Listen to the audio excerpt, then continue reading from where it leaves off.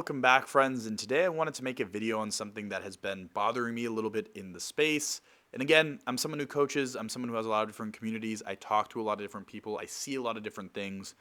And so today I wanted to make a video on healing peptides and my number one issue that I see people making with healing peptides and how to kind of avoid this issue with certain healing peptides, okay? So in this video, we're going to break down, kind of what healing peptides are, the application for them, and then the number one issue that I see people making with them and why it will be an issue in the long run. With that being said, guys, let's dive right in. So when it comes to healing peptides, I'm talking about things like your BPC-157, your TB500, your GHKCU, your KPV, whatever it may be. And they've grown very, very popular in the space. In fact, BPC-157 is probably one of the most popular compounds in the space. It gained the kind of moniker as the Wolverine peptide, and a lot of people really like it because of its ability to help expedite the process when it comes to healing injuries, right? It works through increasing angiogenesis within the body. It's very powerful. It does work very well. But I have seen with healing peptides and with peptides in the biohacking space in general, some issues. And so the number one issue that I've been seeing with these, while they're very effective healers, is you have guys who are going to the gym, they are not focusing on recovery, they're training poorly with terrible form, and they are relying on healing peptides all the time to help heal them because they are constantly banged up and they're kind of constantly in these very injured states. Now, if you are a high level athlete, and I know this because I've worked with, a lot of high level athletes, is your body more than likely going to be in a potentially more banged up state at a higher percentage of the time than the average person? Yes, of course. But what I'm kind of seeing now in the industry is especially some of the younger guys that I've worked with are getting injured, and their first instinct is to jump to a healing peptide like BPC-157 or TB500, and they're not looking to solve the root issue of their injury, okay? So I will be honest, while these healing peptides are great, I do think the reason why they don't work well for a lot of guys is simply put because they are misusing the healing peptides and they do not take proper care of their body. Now, when I say take proper care of your body, if you are a high level athlete and you are trying to reduce injury risk, okay, you should be sleeping very, very well, okay? If you're getting poor sleep, you're getting injured, you should not be looking to take healing peptides all the times.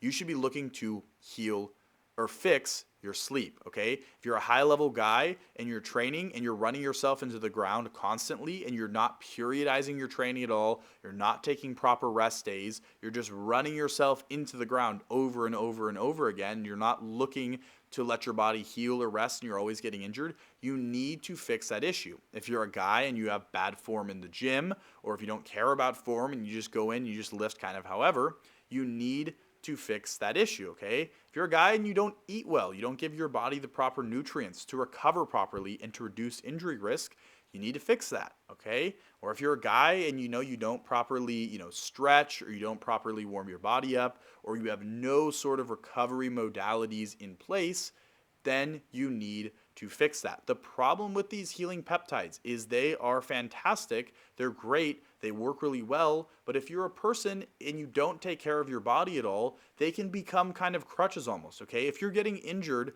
every single month and you're finding that every single month you're reaching for the BPC-157 or TB500 bottle, then you need to rethink your training strategies, especially if you are a young dude. Even if you're a high-level athlete, you really should not be facing injuries that frequently. Now, I think, again, the problem is guys just become too dependent on BPC-157 and TB500. They think, yeah, I'm getting injured every month, but I have BPC. I can just use that to quickly heal the injury.